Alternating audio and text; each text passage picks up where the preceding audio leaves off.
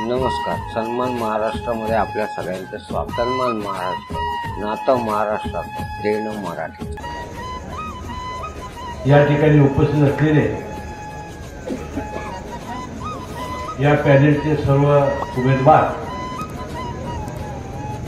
आपल्या गावातील प्रमुख उमेदवार बाळासाहेब देसाई, सर्व उमेदवार, पत्रकार, मोठ्या संख्येने उपस्थित असलेले सभासद, हितचिंतक, बंधू भगिनी आणि मित्रांनो, कडगावच्या या प्रचार सभेमध्ये ही झालेली गर्दी पाहिल्यानंतर येणाऱ्या या निवडणुकीमध्ये आमचं शाहू शेतकरी सबविचार आघाडी प्रचंड मतांनी विजयी झाल्याशिवाय राहणार नाही, हे आता सांगण्यासाठी कुठल्या ज्योतिषाची आवश्यकता नाही. अनेक वक्त्यांनी आपल्या मनोगतामध्ये या कारखान्याचा इतिहास सांगण्याचा प्रयत्न केलेला आहे. मी पहिल्यांदा आपली सर्वांची माफी मागणार आहे. गेल्या 6 वर्षापूर्वी असंच एक पॅनेल घेऊन मी आलो होतो आपल्यासमोर, आणि त्या पॅनेलला आपण बहुमत दिलं. पुन्हा साखर कारखाना चालवण्यामध्ये ते संचालक मंडळ पूर्णपणे अपयशी झालं, आणि आपण सर्वांनी जे सहकार्य केलेलं होतं आणि जे आपला सर्वांचा भ्रमनिरास झालेला आहे, त्याबद्दल पहिल्यांदाच आपली मी दिलगिरी व्यक्त करतो.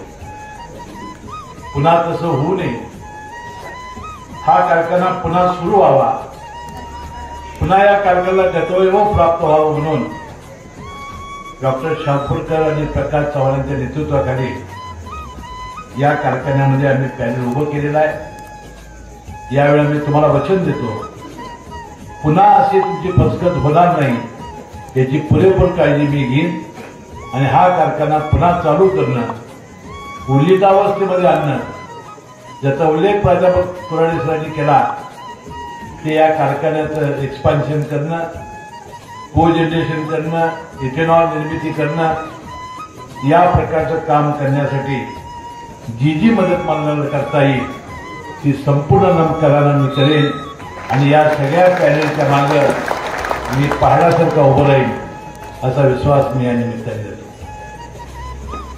पण ज्याचा उल्लेख प्रकाश चव्हाणांनी केला, अनेक वक्त्यांनी आपल्या भाषणामध्ये केला. अशीच परिस्थिती मागच्या वेळेला या कारखान्याची राहिली. या विभागाचा लोकप्रतिनिधी म्हणून प्रकाशराव चव्हाणांनी ते सगळं संचालन मंडळ माझ्याकडे आलं, आणि त्यांनी सांगितलं की हा कारखाना शेतकऱ्यांच्यासाठी, कामगारांच्यासाठी चालू होणं किती आवश्यक आहे. त्यावेळेला सुद्धा जवळजवळ 18-20 महिन्याचा पगार कामगारांचा थकलेला होता. दुर्दैवाने त्यांच्या सगळ्याच्या सौभाग्य होती, त्या शेतामध्ये कामाला जात होत्या, मुलाबाळांच्या शिक्षणाची आभाळ झालेली होती, आणि मी त्यावेळेला वचन दिलं की हा कारखाना चालवण्यासाठी आपण एखादी कंपनी आणू, आणि आमची मित्रमंडळी असलेली पुण्याची ब्रिक्स कंपनी हा कारखाना चालवण्यासाठी मी तयार केलं. 43 कोटी रुपये आगाऊ भरून 4 कोटी 30 लाख नफा होईल असं शासनानं बिटकॉइन कंपनीकडचा अप्रायझर घेऊन जनरल सभेचा ठराव करून शासन आणि आयुक्ताच्या परवानगीनं 10 वर्षासाठी हा ब्रिक्स कंपनी हा कारखाना चालवायला घेतली. म्हणून या 8 वर्षामध्ये या कंपनीला शेतकऱ्यांची FRPची रक्कम वेळेवर दिली, कामगारांचा संपूर्ण पगार वेळेवर महिन्याच्या महिन्याला दिला, निवृत्त कर्मचाऱ्यांची त्या काळातली सगळी ग्रॅच्युटी त्या कंपनीनं दिली. करार नसताना त्याचा उल्लेख सतीश पाटलांनी केला, सवलतीच्या दरामध्ये त्यांनी साखर दिली, तोडणी वाहतूकदारांची बिलं वेळेवर दिली.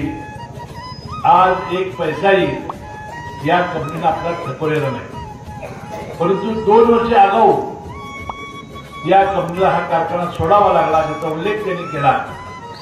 अनेक प्रकारची संकट, अनेक प्रकारच्या कारवाया, कुटील कारवाया मंडळीने केल्या, आणि 2 वर्ष आधीच आगाऊ पैसे भरलेले असताना सुद्धा 100 कोटीचा तोटा सहन करून ही कंपनी ही परत गेली आणि आज पुन्हा ही कंपनी गेल्यानंतर 10 महिन्याचा कालावधी मिळून सुद्धा हा कारखाना यांना पुन्हा सुरू करण्यासाठी प्रयत्न करता आले नाही. महिन्यासाठी कारखाना सुरू केला, ज्याचा उल्लेख सतीश पाटलांनी केला. जवळजवळ 15 कोटीचा तोटा तेवढ्या काळामध्ये झालेला आहे. म्हणून या पुन्हा हा कारखाना चालवायचा असेल तर याला चांगल्या नेतृत्वाची आवश्यकता होती, चांगल्या विचारांची आवश्यकता होती. आणि म्हणून डॉक्टर शापूरकर साहेबांना हा कारखाना चालवण्याचा अनुभव आहे. पारदर्शीपणाने ते कारखाना चालवतील, चांगल्या पद्धतीने कारखान्याचं विस्तारीकरण करतील, को जनरेशन इथेनॉलचा प्रकल्प ते आणतील. आणि त्याचा उल्लेख मगाशी महाराष्ट्र गड्ड्यानावर साहेबांनी कुराडे साहेबांनी केला की आपल्याला माहिती आहे की मायनस नेटवर्कमध्ये असलेला कारखाना आहे. त्यामुळे कोल्हापूर जिल्हा मजूरी बँकेला कर्ज देण्यामध्ये आमच्या अडचणी होत्या. पण आता शासनाने धोरण, कारण उद्धव ठाकरे साहेबांच्या काळामध्ये कुठल्याही कारखान्याला थकबाकी द्यायचं नाही असं धोरण त्यांनी ठरलं होतं. पण तो परवा शासनाने धोरण बदललेलं आहे. जे असे सहकारी कारखान्याने अडचणी आलेले असतील त्यांना थकबाकी देण्याचा निर्णय घेतलेला आहे. मी तुम्हाला विश्वास देऊ इच्छितो, कारण आज या कारखान्याचं नेतृत्व करणारे शापूरकर साहेब आणि दुसरे जे प्रमुख आहेत प्रकाशराव चव्हाण, हे दोन्ही भारतीय जनता पक्षामध्ये आहेत. आणि मला वाटतं हे 2 त्या पक्षामध्ये असल्यामुळं आणि त्यांचं सरकार तिथं असल्यामुळं, सहकार मंत्री त्यांचे पक्षाचे असल्यामुळं ती थक कमी मिळेल. आणि थक कमी मिळाल्याबरोबर इथेनॉलसाठी पहिल्यांदा कर्ज देणं, कारखाना सुरू होण्यासाठी कर्ज देणं, कुराडे 2-250 कोटी रुपये कर्ज आहे, 100 कोटी मागणार नाही. आणि म्हणून निश्चितपणे हे कर्ज आपण देऊ. आणि समजा थक कमी जरी नाही मिळाली तरी कुठला ना कुठला मार्ग काढून हा कारखाना आपण पूर्ण सुरू करू याचा विश्वास लोक मिळाली करू. माझा कसलाही स्वार्थ या कारखान्याच्या या पॅनेलच्या मागे नाही. अनेक मंडळ म्हणतील की मुश्रीफ साहेबांनी स्वतःचा ऊस पाहिजे म्हणून कारखाना बंद पाडला, मग मुश्रीफ साहेबांनी 8 वर्ष कारखाना चालवलाच नसता, त्याच वेळा बंद पाडला असता. आजला कारखाना चालूच केला नसता, तोही ऊस माझ्याकडे आला असता. दौलत कारखाना चालू केला असता, तोही ऊस माझ्याकडे आला असता. आणि म्हणून सगळ्यात अडचण काय आपल्या ऊसाची, की उत्तूरचा घाट जो आहे त्याला आमचे ऊस तोडणी वाहतूकदार येतच नाही, फार कमी येतात. त्यामुळे या ऊसाची मला आवश्यकता नाही, माझा कसलाही स्वार्थ नाही. फक्त मला ज्यांनी 3 वेळा, तुम्ही 3 वेळा आणि कागदच्या जनतेने 5 वेळा मला सलग आमदार केल्यामुळं या भागातलं मी उत्तरदायित्व आहे. तुमचं काही रूढ मला लागतंय म्हणून ते फेडण्यासाठी मी यामध्ये भाग घेतलेला आहे. कसलाही स्वार्थ नाही. आणि म्हणून आपण सर्वांनी या पॅनेलला प्रचंड मताने निवडून द्यावं, कारण हा माझ्या मतदारसंघाची सभा आहे. या ज्या कडगाव, त्यानंतर जक्केवाडी, शिपूर, करमळी, त्यानंतर लिंगरूर, बेकनाळ ही गावातले सगळे सभासद आहेत. आणि माझी आबरू जर वाचवायची असेल तर मला वाटतं या सगळ्या गावातून प्रचंड मताने या पॅनेलच्या कवची चिन्हावर आपण मतदान करावं, एवढी कळकळीची विनंती मी यासाठी करणार आहे. कुराडे सर, या 15 वर्षामध्ये माझे अतिशय एक भावनिक नातं, एक कौटुंबिक नातं या मतदारसंघात तयार झालेलं आहे. तर तसं बघायला गेलं तर कागल विधानसभेला हा जवळ मतदारसंघ जोडला गेला, त्यामुळे स्वप्नात येत होतं की हा भाग माझ्या मतदारसंघाला जोडला जाईल. मला वाटलं हुपरी, रेंदाळ हा भाग येईल आणि आपल्याला बरोबर जवळच्या जवळ, पण हा भाग जोडला गेला. आणि ज्या वेळेला जोडला गेल्यानंतर कडगाव, कोल्हापूर, उत्तूर किती माणसं प्रामाणिक असू शकतात, एखादं काम केलं की ते कसं आयुष्यभर ठेवू शकतात, याची एक कल्पना या सगळ्या मतदारांनी मला दिली. आणि अनेक वेळा या विजयामध्ये माझा शिवाचा वाटा या मंडळींनी उचललेला आहे. आणि गेल्या 15 वर्षामध्ये, या तरी वर्षामध्ये आपल्याला आठवत असेल 2019ला ऑक्टोबरला विधानसभेच्या निवडणुका झाल्या. त्यावेळेला विधानसभेचं चित्र स्पष्ट झालेलं होतं. 105 भारतीय जनता पक्षाचे, 56 शिवसेनेचे आले होते. निवडणूक पूर्व त्यांची युती होती, परंतु युतीला हे मान्य नव्हतं. हे सरकार येणं त्यांना मान्य नव्हतं. कारण उद्धव ठाकरे यांना 2.5 वर्ष मुख्यमंत्री करण्याचा शब्द जो दिला होता भारतीय जनता पक्षाने, तो पाळला नाही म्हणून ते नाराज झाले. आमच्या दैवत आणि देशाचे नेते पवार साहेबांच्या चाणक्य नीतीनं आणि सोनिया गांधींच्या सहकार्यानं महाविकास आघाडीचं सरकार या राज्यामध्ये आलं. उद्धवजी ठाकरे या राज्याचे मुख्यमंत्री झाले आणि आपण निवडून दिला असं आमदार या राज्याचा ग्रामीण विकास विभागाचा मंत्री झाला. बंधुभगिनींनो, मी सकाळी शपथ घेतली, रात्री मी माझ्या मनाच्या मनात शपथ घेतली की जवळजवळ 34,000 ग्रामपंचायती या राज्यामध्ये आहेत, 532 पंचायत समिती आहेत, 34 जिल्हा परिषद आहेत, 28,000 कोटीचं बजेट आहे. मी राज्याच्या ग्रामीण विकास विभागाचा तर विकास करेनच, जिल्ह्याचा करेन, पण माझ्या 5 वेळेला ज्यांनी मला निवडून दिलं त्या कागद विधानसभा मतदारसंघातील प्रत्येक गावातलं 100% काम विकासाचं मी केल्याशिवाय राहणार नाही, ही शपथ मी घेतली. माझ्या मनामध्ये एक शंका होती की 3 पक्षांचे राज्य आहे, त्याच्याला कधी भांडण लागणार आहे. हिंदुत्वाच्या प्रश्नावर राहुल गांधी, सोनिया गांधी कधीतरी आपला पाठिंबा काढून देतील. ईडी, सीबीआय सारख्या केंद्रीय तपास यंत्रणांच्यामुळं कधीतरी सरकार पडेल आणि म्हणून जाईल तो दिवस खरा. राजापूरची गंगाला जास्त धुवूनच घ्यायचा, 2020 मॅच खेळायची, या पद्धतीनं 2-2.5 वर्षामध्ये मी काम केलं आणि हजारो कोटी रुपयाचा निधी माझ्या या मतदारसंघामध्ये आणला. आणि मी अतिशय अभिमानानं तुम्हाला सांगेन, माझ्या मतदारसंघामध्ये जिल्हा परिषदेच्या सूचीतली 1 इंची लांबी मी ठेवली नाही, पीडब्ल्यूडीच्या सूचीतला 1 इंच मी ठेवली नाही. गावातले अनेक विकास कामं, 700 देवालय मी बांधली, अनेक सभागृह, वाचनालय, प्राथमिक शाळा आपल्या गावात आपल्या जलजीवना माध्यमातून पाणी पुरवठा, फिल्टर हाऊस सकट पाणी पुरवठा योजना, या सगळ्या करण्यामध्ये आपल्याला यश आलं आणि सगळ्यात मोठं काम माझ्या हातून झालं. 1999 साली बाबासाहेब कुपेकरने आंबेवड प्रकल्पाची पायाभरणी केलेली होती.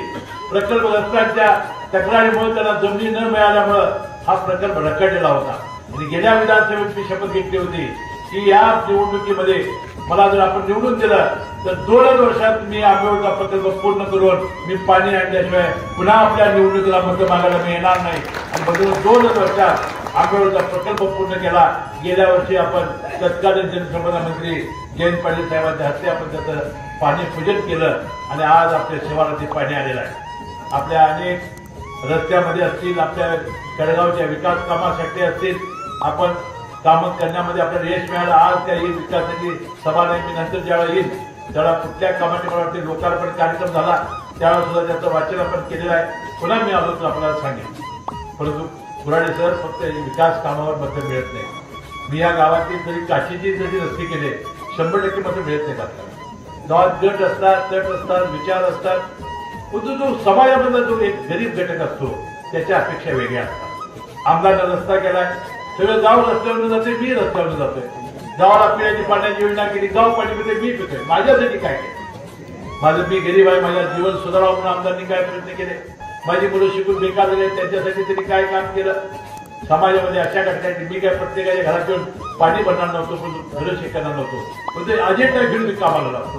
आणि बंधुभगिनींनो, 25 वर्ष मला आमदारकी संधी तुम्ही दिली, 17.5 वर्ष मला मंत्रिपद मिळालं. या एकनाथ शिंदे पडले केल्यानंतर 20 वर्षाचा टप्पा मी गाठला. जी जी खाती मिळाली त्यामध्ये सामान्य माणसाचं काम करण्याचा मी प्रयत्न केला. माझ्याकडे विशेष सहाय्य खाता आलं. डायरेक्टर अंकुले साहेबांनी संजय गांधी निराधार योजना सुरू केली होती, त्यामध्ये काही त्रुटी होत्या, बदलून मी बदलून टाकल्या. विधवा भगिनीला नवरा मिळण्याचं सर्टिफिकेट घेऊन जी भगिनी येईल त्याला पेन्शन कायदा या राज्यामध्ये मी आणला. जी प्रत्येक त्या भगिनी होती नवऱ्यानं सोडलेली, पहिल्या योजनेमध्ये तिला सोडलेली कोर्टात आणायची होती, तो मी कायदा बदलला. गावातला कुणी प्रमुख माणूस, सरपंच, पोलीस पाटील, तलाठी, ग्रामसेवक घेऊन दिलं की अमुक अमुक भगिनी प्रत्येक त्या नवऱ्यानं सोडलेली आहे, त्याला पेन्शन कायदा या राज्यामध्ये आपण आणला. 65 वर्षावरची म्हातारी माणसं, आई वडील, मुलं बघत नाही, सुना पोटाला घालत नाही, औषधाला पैसे मिळत नाही, मुलाला जन्माला घालायचा, वाढवायचा, शिकवायचा, नोकरी लावायची, लग्न झाल्यावर राहिला की उडाला. म्हातारा आणि म्हातारी माणसं घराघरात टाचा घालताय. आपलं राज्य पहिलं राज्य आहे देशाचं की 65 वर्षाच्या आईला आणि 65 वर्षाच्या वडिलाला एकत्रित देणारी पेन्शनची योजना आपण राज्यामध्ये आणली. त्याचं नाव श्रावणबाळ ठेवलं आणि राज्यावर माझं नाव श्रावणबाळ ठेवलं. दुसरं खातं माझ्या नावाला विधी नाही खातं. त्यामध्ये या राज्यामध्ये पब्लिक ट्रस्ट ऍक्ट खाली नोंदणी झालेली धर्मादाय दवाखाने राज्यामध्ये आहे. हे मुंबई, पुणे, औरंगाबाद, नागपूरमध्ये मोठ्या मोठ्या शहरामध्ये मोठे मोठे दवाखाने आहेत. हे मोठ्या उद्योगपतीचे आहेत, मोठ्या डॉक्टरचे आहेत. त्या सगळ्या दवाखान्यांना जमिनी मोफत शासनाने दिलेले आहेत. दवाखाने बांधायला त्याला FSI वाढवून दिले आहे, पाणी वीज सवलत दिली आहे, सगळे टॅक्स त्यांनी माफ केले. गरिबांवर उपचार करा. 100 पेशंटांची 90 लोकांचे पैसे घ्या. 10 लोकांना मोफत तुम्ही ऑपरेशन करा आणि उपचार करा. एकही दवाखान्याचा उपचार करत होता. म्हणून मी या राज्याचा त्या खात्याचा मंत्री म्हणून कायदा आणला. या मोठे दवाखाने शेकडो कोटीच्या बदल्यात एकही उपचार करणार नसतील तर त्याला लाखो लोकांचे ऑपरेशन मोफत व्हायला लागले. अंबाबाईच्या कृपेने तुम्हाला कुणालाही ऑपरेशन काही पाहिजे मी प्रार्थना करेन. झालं तर घाबरू नका, माझ्याकडे या. तुम्हाला मी मुंबईला घेऊन जाईल. मोठ्या दवाखान्यात मोठमोठ ऑपरेशन करून सुखरूप तुमच्या गावाला सोडण्याची जबाबदारी असंच मशीन तुमच्या मुलांनी भावना उचलल्या आहे. त्याला चिंता करण्याची गरज नाही. हे जे महात्मा फुले आणि राजीव गांधी जीवन योजना ही माझ्या पुढाकडून आली. तुम्हाला कधी माहिती नसेल, तत्कालीन आरोग्यमंत्री सुरेश शेट्टी काँग्रेसचे होते आणि मी ही कल्पना त्यांच्यासमोर मंत्रिमंडळात मांडली. आणि ही आंध्रमध्ये कैलासवासी राजशेखर रेड्डी त्या राज्याचे मुख्यमंत्री होते. बिचारे हेलिकॉप्टरचे आपल्याला माथे वाढले, हजारो लोकांनी आत्महत्या केली, तुम्हाला माहिती असेल. त्यांनी योजना पहिल्यांदा तिथे आणली होती. इन्शुरन्सच्या प्रीमियमच्या बदल्यामध्ये गोरगरिबांचं मोफत ऑपरेशन करणारी ती योजना आपल्या राज्यामध्ये फक्त माझ्याच पुढाकारांची यावेळी आलेली होती. आणि तिसरं जे काय ते कामगारांसाठी. म्हणून मला काही माहिती नसेल, या राज्याची लोकसंख्या 11.5 कोटी आहे. त्यापैकी 4.5 कोटी लोक कामगार आहेत. या कामगारांमध्ये फक्त 80 लाख कामगारच संरक्षित संघटित कायद्यानं संरक्षित असलेले आहेत. 4 कोटी कामगार असंरक्षित आणि असंघटित आहेत. 80 लाख कामगारांमध्ये कोण आहेत? त्यामध्ये सरकारी नोकर, निमसरकारी म्हणजे अनिल कुराडे ज्यासारखे निमसरकारी म्हणायचे, शाळा, हायस्कूल, कॉलेजचे. त्यानंतर एखाद्या कारखान्याचे परमनंट नोकर, कॉर्पोरेट कंपनीचे नोकर, त्यांना महिन्याला पगार मिळतो. त्यांना ग्रॅच्युटी, प्रॉव्हिडंट फंड, त्यांना रजेचा पगार, बोनस सगळं मिळते. आणि यांना नोकरीवरून काढून टाकलं की त्याला लेबर कोटात, इंडस्ट्रियल कोटात जाणार अधिकार. तिथे 4 कोटी लोक आहेत. तिथे शेत पगार 1 कोटीच्या वर रिक्षा, ट्रक, टॅक्सी, टेम्पो ड्रायव्हर्स आहेत. हॉटेलमध्ये, धाब्यावर काम करणारी मुलं आहेत. यंत्रमागावर काम करणारी मुलं आहेत. ऊस तोडणारे मजूर आहेत. बांधकाम कामगार आहेत. म्हणून या 4 कोटी लोकांना जर कामावर उद्या येऊ नका म्हणून सांगितलं तर ते जायचं.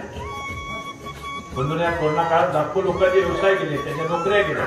मुलाबाळांचं शिक्षण कसं करणार, त्यांच्या एखादं संकट आलं की ते कसं निभावणार, यासाठी या राज्यामध्ये पहिल्यांदा पवार साहेबांच्या मार्गदर्शनाखाली एक कल्याणकारी मंडळाची कल्पना निघाली. पहिल्यांदा माथाड्यांच्यासाठी कल्याणकारी मंडळ निघालं. प्रत्येक जिल्ह्यामध्ये एक माथाडी म्हणजे माथ्यावरनं माल वाहणार हमाल म्हणजे माथाडी. नंतर सिक्युरिटी गार्डबोर्डसाठी मंडळ काढलं. आणि तिसरं मंडळ जे काढलं ते मी बांधकाम कामगाराचं मंडळ. म्हणून मी साधी कल्पना मांडली होती. बांधकामासाठी लागणारा कामगार मी त्यामध्ये घेतला होता. बांधकामाला काय काय लागतंय? पाया करणारी भगिनी, पाया करणारा मजूर, दोंडी, शेंटिंग मला, सुतार, लोहार, प्लंबर. नंतर 21 नवीन व्यवसायाच्या कामगारांचा मी समावेश केला. त्यामध्ये सिमेंट कॉन्क्रीट काम करणारा, वायरमनचं काम करणारा, धरणाचं काम करणारा, कालव्याचं काम करणारा, एअर कंडिशनचं काम करणारा, एसटी डिपोचं काम करणारा, त्यानंतर बंधुभगिनी त्यामध्ये स्वयंपाकघरात उपकरणाचं काम करणारा, लिफ्टचं काम करणारा, जिन्याचं काम करणारा, बस स्थानक बांधणारा. म्हणून यांनी करायचं काय? वर्षभरामध्ये 90 दिवस काम केल्याचं सर्टिफिकेट बांधकामाचं नंतर इंजिनियर काढायचं, गावातल्या ग्रामसेवकाचं, तालुक्याच्या ठिकाणी PDOचं किंवा नगरपालिका असेल तर मुख्याधिकाऱ्याचं, महानगरपालिका असेल तर आयुक्तानं प्राधिकृत अधिकाऱ्याचं 90 ह्या एकापैकी एका दृष्टीकोनात ऑनलाईन फॉर्म भरायचा, 36 रुपये भरायचं. आमचं फाउंडेशनच पडतंय. एकदा नोंदणीत झाला की त्याचं आयुष्याचं पोट कल्याण झालं. फक्त वर्षाला एकदा त्याची नूतनीकरण करायचं. म्हणून त्याला आपण ओळखपत्र देतो पहिल्यांदा. नंतर 2 पेट्या देतो, एक अत्यावश्यक आणि एक सुरक्षा. त्यामध्ये अत्यावश्यक आणि सुरक्षामध्ये दोरी, हेल्मेट, बूट, त्यानंतर मच्छरदाणी, जमखाना, ब्लँकेट, जेवणाचा डबा, पाण्याची बाटली, सोलर बॅटरी सगळं साहित्य आहे. त्यानंतर बेकार लग्नासाठी त्याला 20,000 रुपये देते बंधू किंवा भगिनीला हे मंडळ. त्यानंतर त्याला मुलं झाली, पत्नी गरोदर असेल आणि ती बाळ होणार असेल तर नैसर्गिक बाळपणासाठी 15,000, सिजरीला 20,000 रुपये देते मंडळ. मुलं झाली 1ली ते 7वी पर्यंत जाणाऱ्या प्राथमिक शाळेच्या मुलाला 2,500 रुपये वर्षाला, 8वी ते 10वी जाणाऱ्या मुलामुला 5,000 रुपये वर्षाला, 11वी ते 12वी जाणाऱ्या मुलामुला 15,000 वर्षाला, कॉलेजला जाणाऱ्या 20,000 वर्षाला, डिप्लोमाला कुठेही ऍडमिशन घेतलं 60,000 वर्षाला, मेडिकलला ऍडमिशन घेतलं की 1,20,000 वर्षाला. कामावरनं दुर्दैवानं अपघातावर मृत्यू झाला, 5 लाख त्याच्या वर्षाला, तशाही प्रत्येक नैसर्गिक मृत्यू झाला 2 लाख रुपये वर्षाला, दोन्हीमुळे मृत्यू झाला त्याच्या विधवा पत्नीला 2,000 रुपये महिन्याला, 5 वर्ष आपण पेन्शन देतोय, एका मुलीच्या लग्नाला 51,000 रुपये देतोय, घर बांधण्याची जागा त्याचा 2.5 लाख रुपये घरात देतोय, पण त्याच्या शिक्षण असेल तर मला वाटते सगळा खर्च मंडळ करते, 2 वेळेचं जेवण मोफत आपण देतोय. आणि ह्या गावात 1500 नोंदणीकृत कामगार आहे. मला वाटते बंटी पाटील आणि सगळ्या सहकार्यांचं मी मनपूर्वक अभिनंदन करतो. आणि या शाळेच्या विद्यार्थ्यांची शिष्यवृत्ती म्हणून 1,25,00,000 रुपये त्या सगळ्या पालकांना मिळालेले आहेत. म्हणून एवढं प्रचंड काम, याला पैसा कुठून आणला? म्हणून शासनाच्या तुझं एक पैसा आपण घेतला नाही. 10 लाखाच्या वर खाजगी किंवा शासकीय जी इमारत बांधायला काढतील किंवा कसलेही बांधकाम असेल त्याला 1% सेस परवानगी देणाऱ्या खात्या अधिकाऱ्याकडे भरायचा. ती कायद्यानं सक्ती आहे आणि कायदा नाही तर ती शिक्षा आहे. त्यामध्ये मग कालवे आली, धरणे आले, रस्ते, टावर, रेल्वे स्टेशन, MSCBचे सब स्टेशन. म्हणून मी या खात्याला पहिल्यांदा मंत्रिपद सोडलं त्यावेळी 4,500 कोटी रुपये जमले होते. पुन्हा एकनाथ शिंदे साहेबांच्या फंडामुळे मला खातं सोडायला लागलं, त्यावेळेला 14,000 कोटी रुपये जमलेले आहेत. वास्तविक पैसे सुप्रीम कोर्टाच्या आदेशाप्रमाणे नॅशनल बँकेत ठेवावे लागतात, बँका बुडतात म्हणून 5-5.5% व्याज मिळते. 14,500 कोटीचं 5-5.5% होणार व्याज. आता कामं जोरात सुरू असल्यामुळं महिन्याला 200-250 ते 300 कोटी रुपये पुन्हा शेत गोळा होतोय आणि फक्त 12 लाख नोंदणी आहे. मी अशाच सांगितलं की जोपर्यंत कार्यकर्ते फैल निर्माण होणार नाही, जोपर्यंत कार्यकर्ते घराघरात जाणार नाही, तोपर्यंत योजना कशा करणार? घरामध्ये कोण गरोदर भगिनी करणार, मुलं कुठल्या शाळेत जातात करणार, म्हाताऱ्या माणसाला मुलं बघत नाही कसं करणार? पण आमच्या सगळ्या योजनांचं हे रहस्य आहे, यश आहे, ते आपल्या कार्यकर्त्यावर अवलंबून आहे. म्हणून मी 1 वर्षभर मला मिळालं असतं तर शेत बदलण्यासाठी मी योजना केली होती.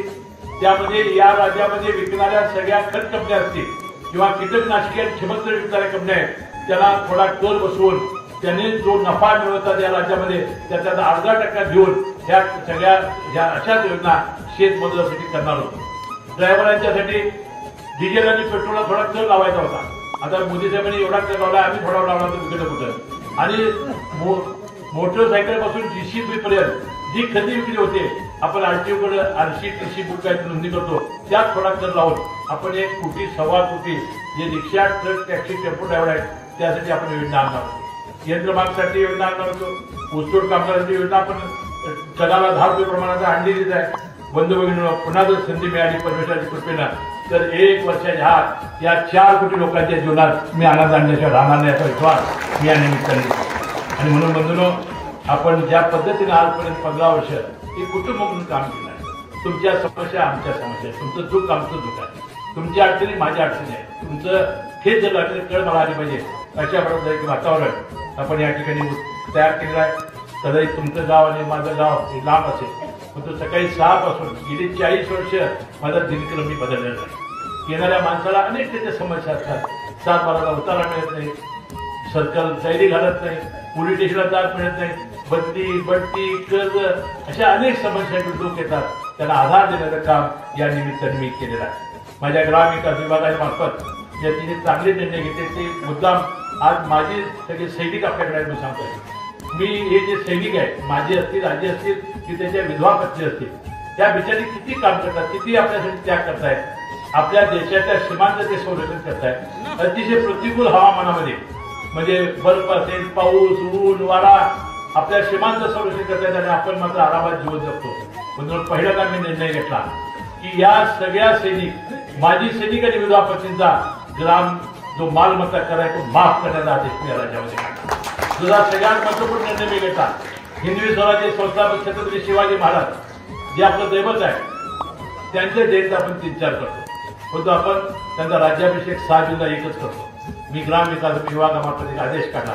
6 जूनला सकाळी 8 वाजता 34,000 ग्रामपंचायती, 532 पंचायत समिती आणि 34 जिल्हा परिषदेवर सकाळी 8 वाजता भव्य उघडीवा करून छत्रपती शिवाजी महाराजांचं नामस्मरण करायचं. रयतेचं राज्य कसं असावं, 12 बलुतेदार सर्व जाती धर्माच्या मावळ्यांना घेऊन एकत्र येऊन हिंदवी स्वराज्याची स्थापना कशी करावी आणि रयतेचं राज्य कसं चालवावं हे छत्रपती शिवाजी महाराजांनी आपल्याला दाखवलं. त्यांचं पूर्णपणानं जीवनचरित्र आपल्या समोर यावं याची आठवण करण्यासाठी गेले 2-3 वर्ष आपण आदेश दाखवला. आणि तिसरा एकच निर्णय मी सांगून आपला वेळ घेणार, माझं भाषण संपवणार आहे. ते म्हणजे विधवा भगिनींना सन्मान देणारा निर्णय. म्हणून आपल्याला माहिती असेल की हेरवाड तालुका शिरोड या ग्रामपंचायतीनं विधवांना सन्मान देणारा एक ठराव केला. गेल्या वर्षी आपण छत्रपती शाहू महाराजांचं स्मृतिवर्ष म्हणून साजरं केलं आणि त्या वर्षी त्यांनी ठराव केला, मी तो विस्तारित कायदा केला. बंधू मला एक सांगा, एखाद्या भगिनीचा नवरा जाणं किंवा मरणं हे तिच्या हातात आहे. तिचा बिचारीचा काय दोष आहे? प्रत्येकाच्या घरात या घटना घडू शकतात आणि तिचा नवरा मेला, ती विधवा झाली की म्हणत त्याचं मंगळसूत्र तोडायचं, त्याच्या बिलवर काढायचे, त्याच्या काकीनं फोडायचे, त्याचं तुप्पू पुसायचं आणि बंद करून यापूर्वी जेव्हा नवरा मेला की ती स्त्री त्या पतीबरोबर सती जात होती. ती राजा राममोहन रायांनी प्रथा मोडली आणि म्हणून या राज्यात कायदा केला. या पुढच्या काळामध्ये विधवा भगिनीला सन्मान देणारा कायदा करायचा. या कुठल्याही तुम्ही बघितला असाल शुभ कामामध्ये तिला घेतलं जात नाही. काय घेतलं जात नाही? म्हणून सुवासिनीने एकत्र यायचं, काय विचारायचा दोष आहे? आणि म्हणून अशा प्रकारचा पूर्णपणे आपल्या समाजामध्ये संपवायचं आणि त्या भगिनीला सन्मान देणारा एक कायदा आपण केला. आणि मी अहमदनगर जिल्ह्यामध्ये माझं झेंडावंदन त्या विधवा भगिनीच्या हस्ते केलं. मी अनेक रस्त्यांचं शुभारंभ त्याच्या हस्ते केला. आणि म्हणून या पुढच्या काळात या राज्यात विधवा भगिनीचा कोणाला अपमान होता कामा नये, त्याला शुभ कामात सगळ्यांनी सहभागी करून घ्यायचं अशा प्रकारचे आदेश काढले. ही संधी मध्ये तुम्ही मला निवडून दिल्यामुळे मला तुम्हाला मंत्रिमंडळी संधी मला मिळाली, त्याबद्दल मनपूर्वक कडगाव कोलगेकरांचा मी मनपूर्वक आभारी आहे. आता येणाऱ्या 7 तारखेला पुन्हा माझी अब्रू वाचवा, 100% मतदान करा. एकदा असं आपण दाखवूया. आता मी काही व्यक्तिगत टीका करण्याचे आलो नाही, तुम्हाला सगळं कळतंय. कारखाना कुणी बंद पाडला, कारखान्याच्या कुणी कृत्या केल्या, काय काय झालं सगळ्यांनी आता सांगितलेलं आहे. मी काय ते उघडत बसत नाही. मी हा कारखाना वाचवायला आलेला आहे, हा कारखाना सुरू करायला आलेला आहे. या साखर कारखान्याच्या मागे मी हिमालयाचा उभं राहणार आहे एवढं वचन मी या निमित्तानं देतो. आणि 15 वर्षाच्या आपल्या एकमेकाच्या विश्वासावर आजपर्यंत कसलाही दगाबाजी, कसलाही विश्वासघात माझ्या हातून झालेला नाही. कुणाचे 5 पैसे मी कशासाठी घेतलेले नाही, कुणी उठून उभारून सांगावं. आणि म्हणून या निवडणुकीमध्ये जे आमचे कबशी चिन्ह आहे त्याच्यासमोर आपण शिक्के मारावे आणि प्रचंड मताने निवडून द्यावं अशी विनंती करतो. आपले सदा घेतो. जय जय महाराज.